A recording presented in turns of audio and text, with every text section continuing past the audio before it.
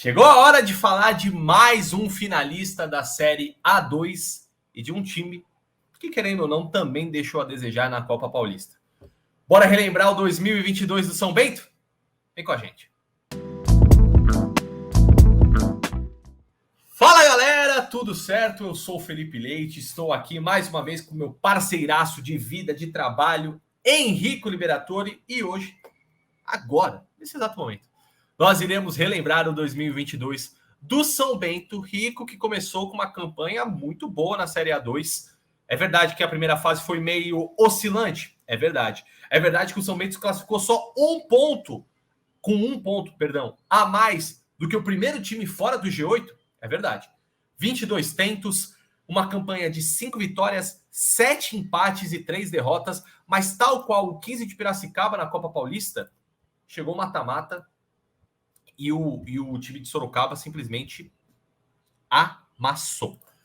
1-0 no 15 no primeiro jogo das quartas de final, 5-1 no segundo, goleou de maneira acachapante o time do Joaquim. Na semifinal, foi para os pênaltis com o Oeste, 2-2 no Walter Ribeiro, 1-1 na Arena Barueri, aquele gol que o Tite perdeu do Oeste, meu Deus do céu. E aí fomos para os pênaltis, 3-2 para o Bento, que já tinha garantido o acesso, ia para o bônus, para a cereja do bolo, como a gente está pontuando nessas retrospectivas. Não conseguiu contra a Portuguesa, é verdade, ficou com o vice-campeonato, mas ainda assim, o principal objetivo foi conquistado, Rico. O acesso para a primeira divisão do Campeonato Paulista. Seja bem-vindo. Fala pessoal, de fato o São Bento conquistou acesso, que era o principal objetivo da temporada.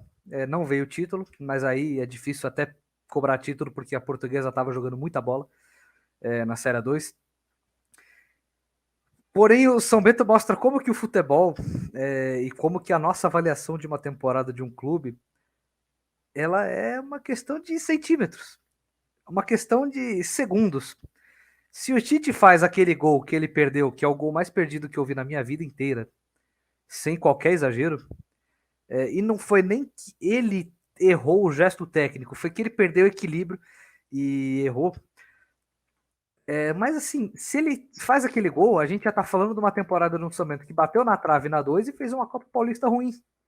Então a nota da temporada, em vez de ser um 9, cairia para 6. Mas assim, é o futebol, a gente tá cansado de ver histórias assim.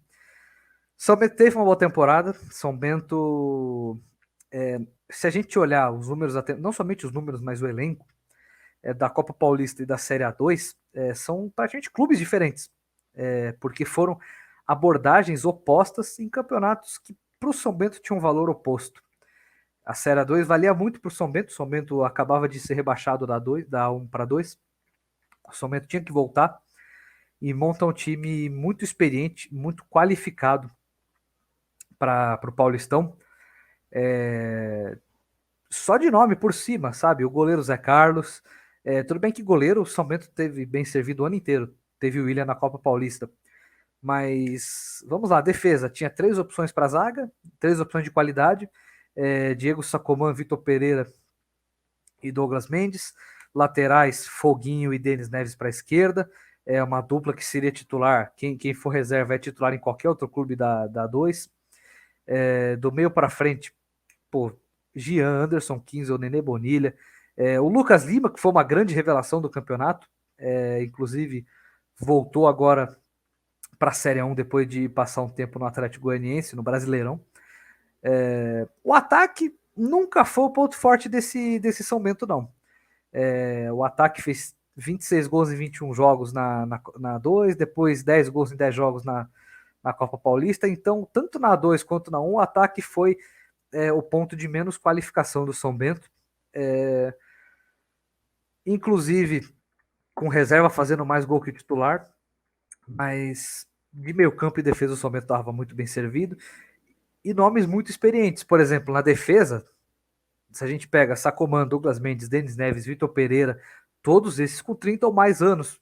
No meio campo a mesma coisa. A gente pega Serginho, Everton Dias, Vitor Bolt, Anderson 15, Nenê Bonilha, o Gian, todos com mais de 29 anos. Então, foram abordagens diferentes para os campeonatos diferentes. Na Série A2, o São Bento montou um time experiente, muito qualificado, e que usou essa experiência e essa qualidade que tinha para conquistar o acesso. Na Copa Paulista, o orçamento era muito menor, não tinha o Paulo Roberto. O São Bento teve 2 técnicos interinos durante a Copa Paulista. O elenco era mais enxuto, menos experiente, muito mais jovem.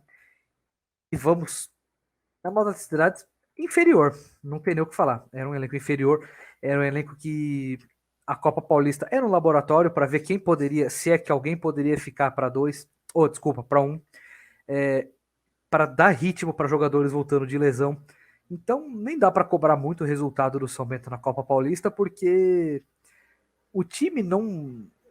Em momento algum, aqui, o elenco que foi montado com técnico interino, depois troca de técnico interino, em momento algum fazia a gente crer que o São Bento chegaria longe na Copa Paulista. Foi um time de meio de tabela que ficou um pouco abaixo do meio da tabela do seu grupo, mas pelo menos olhando por cima, entregou. Nas 2 competições, entregou o que prometia. Na 2 prometia chegar longe, chegou o mais longe possível. Na Copa Paulista prometia uma campanha regular e foi o que tivemos. Perfeito. E até foi uma fábula de 2 capítulos, né, a temporada do São Bento. Porque conquista o acesso, como você bem pontuou, Rico, só dando mais detalhes para quem assiste a gente, depois da ótima análise que o Rico fez. 22 jogadores, saíram logo depois do acesso na A2. O Paulo Roberto Santos, o técnico, também. E aí o São Bento sobe o Kiki Andrade, que tinha uma história muito grande na base do clube, deixando claro o objetivo do segundo semestre, que foi isso que o Rico pontuou. Salvar dinheiro, cortar custos, já pensando na primeira divisão do Paulistão em 2023. Só que acontece, o que eu achei meio estranho foi que em agosto, depois de 3 derrotas seguidas, o São Bento demite o Kiki Andrade, não só da categoria de base, demite, não é mais funcionário do clube, e vem o Luizinho Rangel, que é o que termina a Copa Paulista. E aí, claro, o São Bento não fez uma campanha boa, evidente que não fez.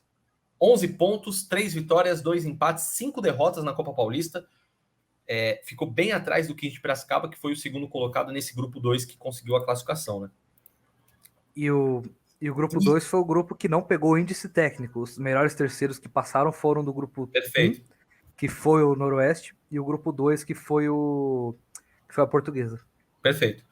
E aí, o que todo mundo sabia, mas São Bento negava, Paulo Roberto Santos negava, foi que o Paulo Roberto voltaria para 1. E isso de fato aconteceu. Porque no restante do ano, né, ele sai depois da 2, fica comandando o Pouso Alegre de Minas, conquista mais um acesso, dessa vez da Série D para a Série C do Brasileiro. Então, assim, o Paulo Roberto Santos sobe de patamar. O Pouso Alegre perdeu para o América do Rio Grande do Norte, América de Natal, né, na final. E aí o Paulo Roberto volta para comandar o São Bento na primeira divisão do Paulistão. Você achou essa movimentação não estranha, Rico?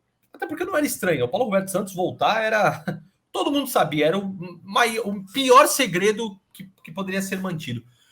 Só que eu digo, a postura do São Bento de demitir o Kiko Andrade em uma competição que você muito bem pontuou. O objetivo era claro, minimizar os custos e vamos que vamos para o Paulistão de 2023. Justamente, se a Copa Paulista pouco valia para o São Bento, o que aconteceu? Cara, eu acho que assim, tudo que aconteceu com o São Bento era previsível, menos a demissão do Kiki Andrade. Se o técnico é demitido e ele não é mais funcionário do clube, ele não era interino, ele era técnico. O técnico interino, se ele é retirado do cargo, ele volta a ser auxiliar, ele volta a ser diretor. Aconteceu isso com vários clubes com vários clubes da Copa Paulista, do nosso universo aqui. A gente lembra, vou dar um exemplo que é o mais evidente. O Marcel Barbosa é o cabeça do futebol do Juventus hoje. Ele treinou a Copa Paulista cobrindo ali o buraco e ele volta a ser o comandante do futebol do Juventus. O Kiki Andrade, se ele for demitido e ele não for mais um funcionário do São Bento, ele não era interino, ele era o técnico, só não avisaram ele e nem a gente. De resto, a volta do Paulo Roberto era muito previsível, seria surpreendente se ele não voltasse. E como eu já disse, o São Bento teve uma temporada previsível. Prometeu o que cumpriu em todos os momentos. E eu diria que se você promete o que cumpre em todos os momentos, eu acho que não tem nem o que criticar. Foi. Se o São Bento de fato quisesse chegar mais longe na Copa Paulista, teria. Eu não falo nem dos nomes do elenco que estiveram no elenco. Os nomes eram bons. Se você faz uma média dos jogadores, é um elenco bom. É um elenco que, se ter uma outra disputa de Copa Paulista, o mesmo grupo, poderia passar. Mas em termos de quantidade, ter uma reposição mais qualificada, ter mais característica de jogador, era um elenco pequeno, era um elenco curto. E essa era a proposta do São Bento. Guardar dinheiro para um, porque fazer futebol já é muito caro, imagine fazer futebol tentando não cair no Paulistão. Sabe, numa posição que eu pago 10 mil reais numa 2 para o titular, eu tenho que pagar 30, tenho que pagar 50. O Paulistão A2 é muito caro. O São Bento acho que fez o certo, foi prudente, não deu um passo maior que a perna. Inclusive, como o São Bento não chegou longe na Copa Paulista e esses jogadores não seguem no clube, alguns têm muito mercado na 2 aí. Alguns foram muito bem na Copa Paulista, alguns já tinham passagens boas por outros clubes aqui do meio. Tem mercado e não duvido pintarem no seu time por aí. Será? Bom, só aqui no não sei se especificamente no seu time, mas no time do amigo que tá ouvindo. Hein? Eu sei. Será? Bom, a gente vai acompanhar, claro, porque estamos de olho em todas as notícias do futebol paulista além da elite. Você sabe muito bem. escanteiasp.com.br. E claro, olho no nosso YouTube que as retrospectivas não param de acontecer, viu? Ativa o sininho para você não perder nenhuma retrô, nenhuma. Você não vai perder nada. Só ativar o sininho. Clica aqui abaixo. Também já deixa o like. Se inscreva no nosso canal caso você não tenha feito isso ainda, certo?